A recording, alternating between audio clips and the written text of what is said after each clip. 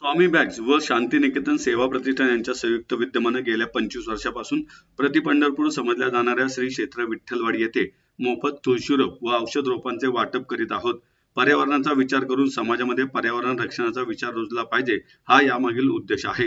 शांतिनिकेतन सेवा प्रतिष्ठानचे अध्यक्ष दीपक परदेशी व सर्व सदस्य तसेच श्री स्वामी बॅगचे राहुल जगताप व स्वामी बॅगचे सर्व सदस्य यांचे मोलाचे सहकार्य याला लाभत आहे. सालाबाद प्रमाणे याही वर्षी शनिवार दिनांक 25 जुलै रोजी सकाळी 10 वाजल्यापासून 25,000 तुळशी रोप व औषधी रोपांचे वाटप श्री क्षेत्र विठ्ठलवाडी कमान जवळ होणार आहे. तरी सर्व विठ्ठल भक्तांनी आवश्यक कार्यक्रमास उपस्थित राहावे. यासाठी विठ्ठल रुक्मिणी ट्रस्ट विठ्ठलवाडी पोलीस अधिकारी, विजयश्री मित्र मंडळ तसेच स्थानिक राजकीय प्रतिनिधी यांचे मोलाचे सहकार्य लाभते असं श्री स्वामी बागचे राहुल जगताप, शांतिनिकेतनचे अध्यक्ष दीपक परदेशी, वैभवी जगताप, प्रणोत जगताप यांनी पत्रकार परिषदेत सांगितले. नमस्कार, मी राहुल जगताप, श्री स्वामी बॅग संचालक. स्वामी बॅग आणि शांतिनिकेतन परदेशी सर आणि आमचे विद्यार्थी मित्र या उपक्रमात आम्ही गेले 25 वर्ष सातत्याने कोविडसह आम्ही हा कार्यक्रम राबवतो आहे. त्यात तो खंड नव्हता.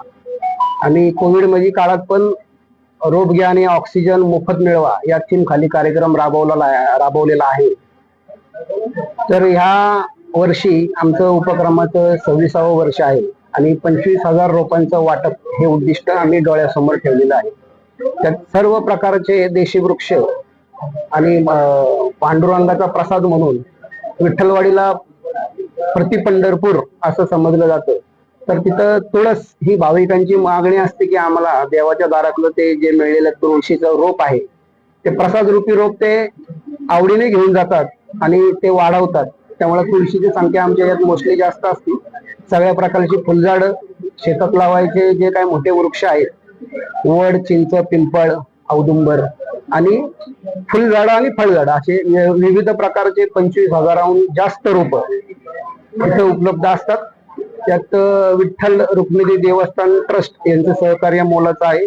आय थिंक हे खूप महत्वाचं आहे की दर वर्षी किंवा सगळ्या सिटीजन्सनी एखादा एफर्ट घ्यावा की ज्याच्यानी आपण काहीतरी आपल्या एन्व्हायरमेंटसाठी करू शकतो. नुसतं झाडं तोडत जाणं आणि बिल्डिंग बांधणं याला डेव्हलपमेंट म्हणत नाही.